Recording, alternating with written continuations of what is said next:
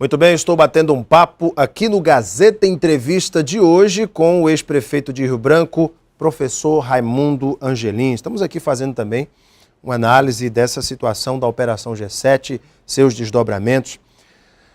Prefeito, eu perguntei ao senhor no bloco anterior sobre as conversas que já foram amplamente divulgadas na imprensa local e nacional entre empresários.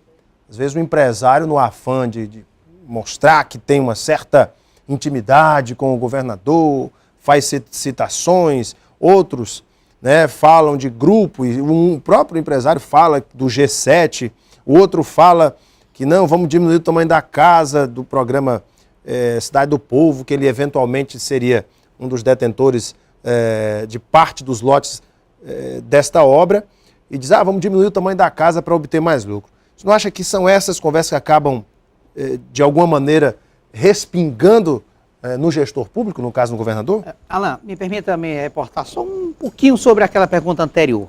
Na saída do governador atrás de recursos para o setor produtivo. Muito se criticava a Frente Popular, porque diz que a Frente Popular fazia infraestrutura, obras bonitas, mas no setor produtivo, nada.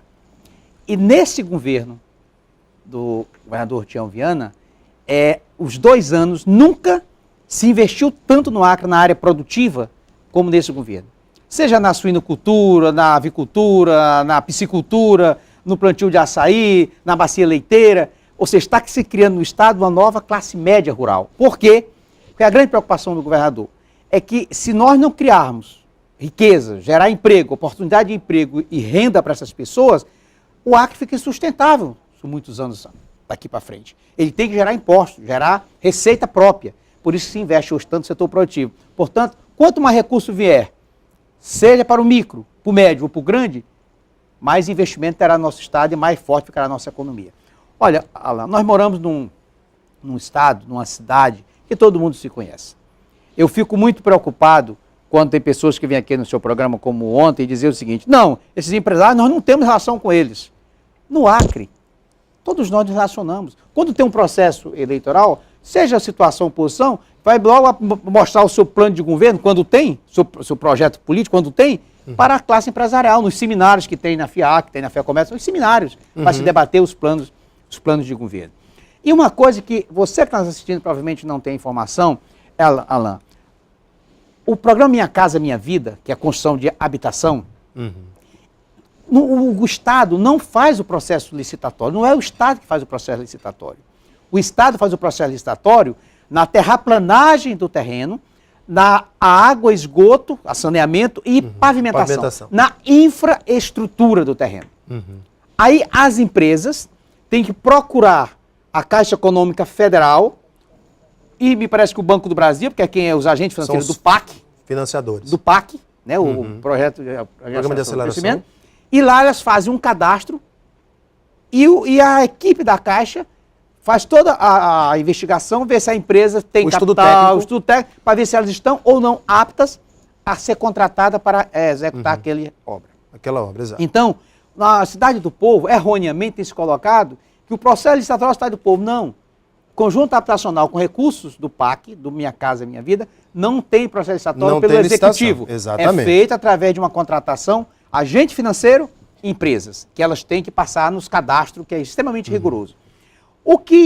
A informação que eu tenho, ouvindo também as transcrições, né, pela imprensa que a gente teve acesso, é de que o empresário estava se referindo ao projeto, o projeto daquelas casas que estavam sendo elaborados, né? Cada modelo construtivo da casa. Perfeito. Agora, quem vai analisar o projeto que ainda não está aprovado, é os técnicos da Caixa.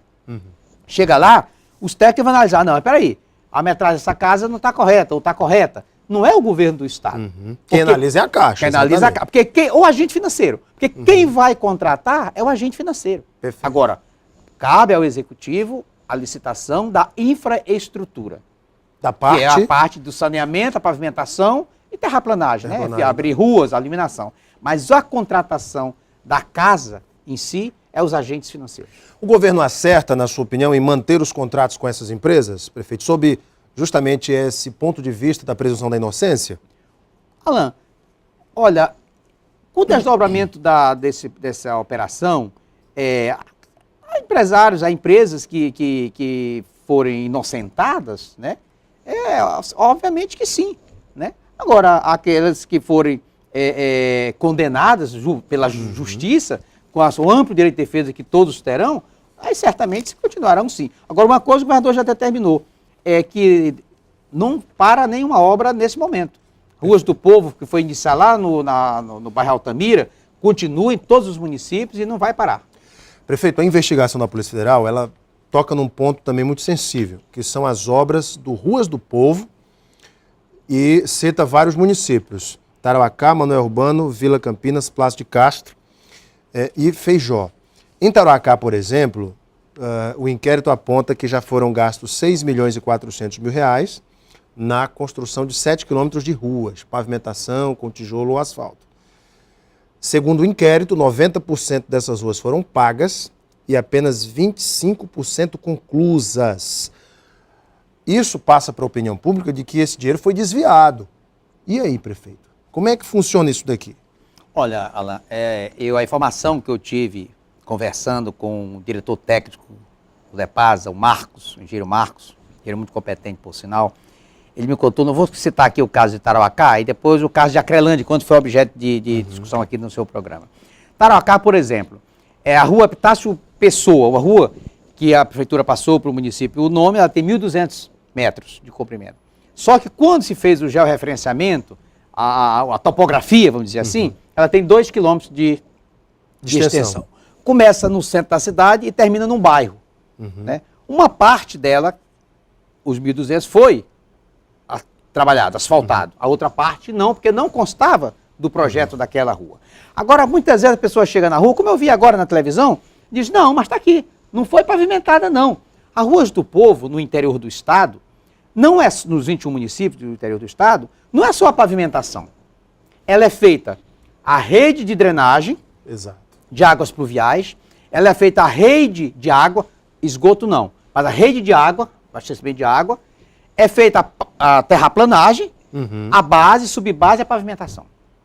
Aí quando você passa, que olha e vê uma rua, olha, essa rua aqui, por exemplo, não foi pavimentada, mas muitas vezes já tem sido feito a drenagem de águas pluviais, já está lá a rede de água, abastecimento de água, a rede de distribuição de água, abastecimento de água, e a base e subbase. Mas não, por quê? Porque no período de inverno, foi verdade mesmo, se suspendeu todos os trabalhos das Ruas do Povo.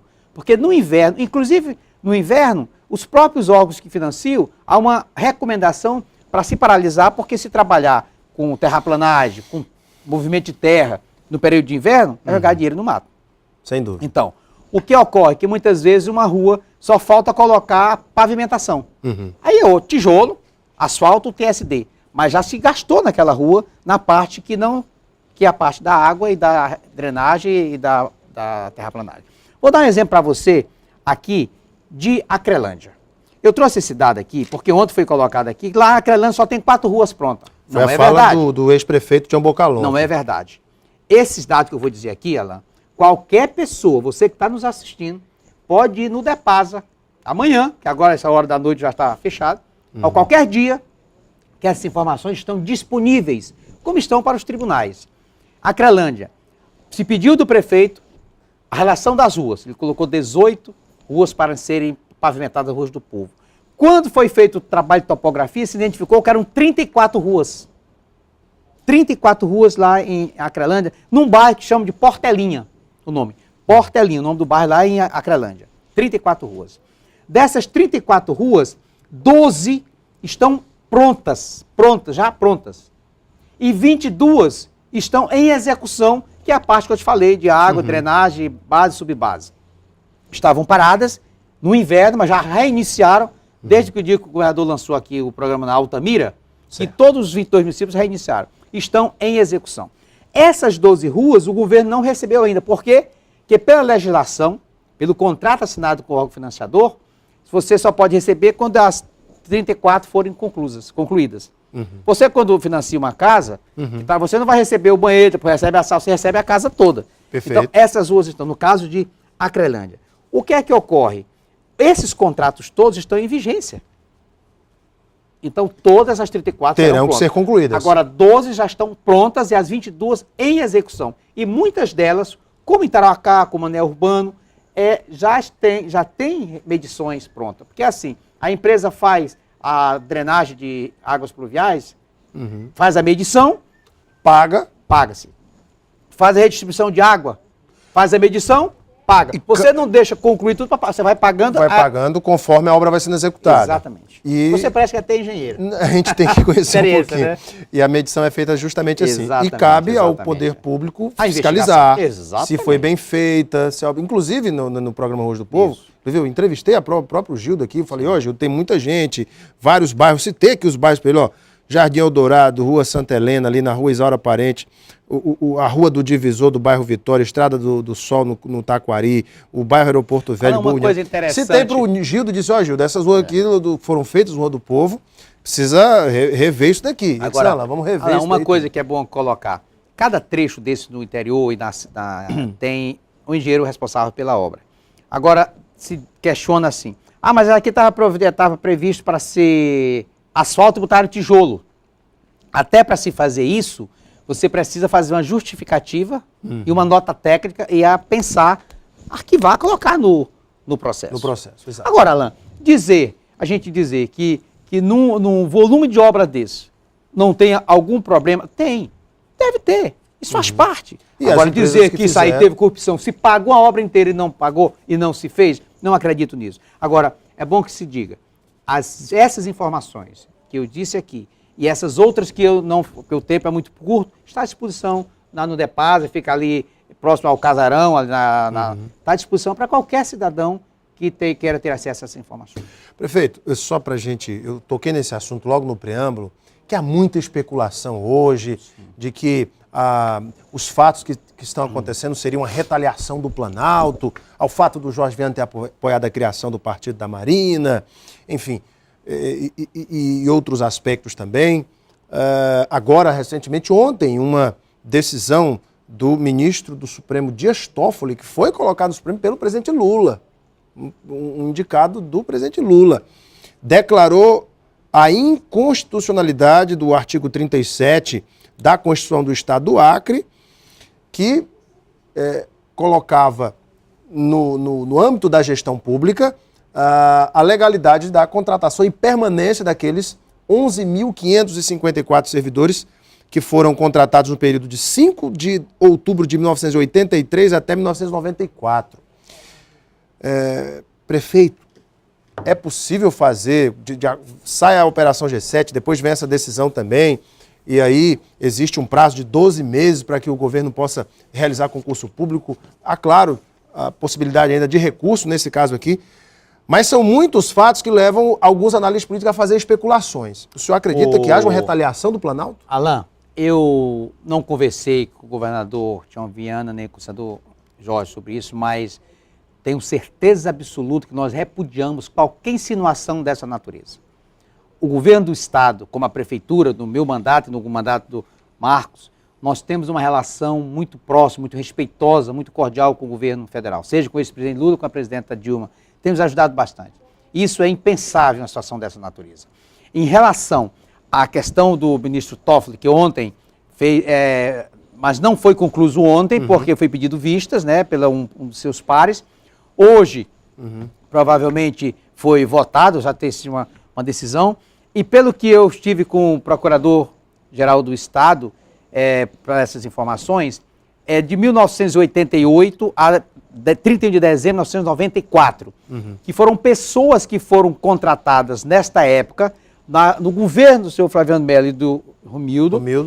Sem concurso, e inclusive o governador Jorge Viana, o governador Binho e o governador Tião têm feito nesse período todo o esforço, a dedicação necessária para mantê-los. Inclusive, essa decisão do ministro Toffoli é em cima de um trabalho da Procuradoria-Geral do Estado, lutando para que eles sejam mantidos, né? Então o governo está consciente do esforço que tem sido feito, né, para que não haja prejuízo a essas pessoas. E o governo vai aguardar, então, a decisão, porque ontem ele teve o seu relator, mas houve pedido de vistas, para que então a nossa Procuradoria Jurídica do Estado possa tomar as devidas providências, porque cabe embargos ainda. Cabe embargos. Gente, eu conversei aqui com o ex-prefeito de Rio Branco, professor Raimundo Angelim, que é sempre uma conversa inteligente aqui também no Gazeta Entrevista. Prefeito, obrigado pela tua vinda. Muito obrigado, Alain. Prazer tê-lo aqui. Boa noite a você que está nos assistindo. Daqui a pouquinho nós voltamos para a sequência do nosso Gazeta Entrevista. Até já!